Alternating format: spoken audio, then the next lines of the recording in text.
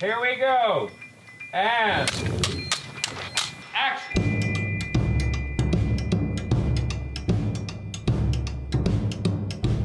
Asteroid City, we wanted a slightly exaggerated desert to set a play. I had a thought that we might find a place that was very, very flat and open and build our rocks and build our town.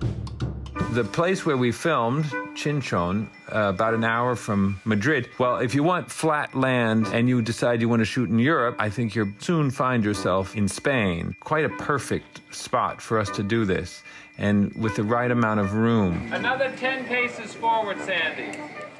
You see that wonderful crackly patch right out there between the dead cactuses and the dried up riverbed? I think so. That's your parcel. We laid it out and we made miniature rocks and we figured it out for the location. We had originally looked at locations. Ultimately, the more time we spent looking at images of different places, the more I started to feel like I wanted a bit of each rather than building it in a real landscape, to instead create a bit of the landscape as part of the play. Lunchtime, line up single file. Lunchtime, line up single file. Lunchtime, line up single file.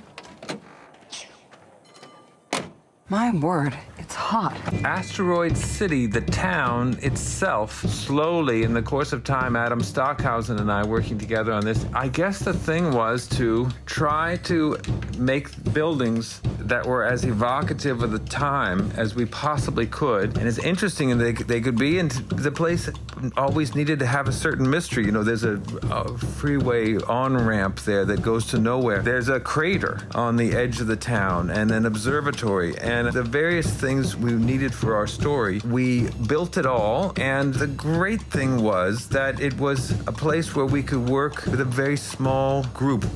Which way did he go?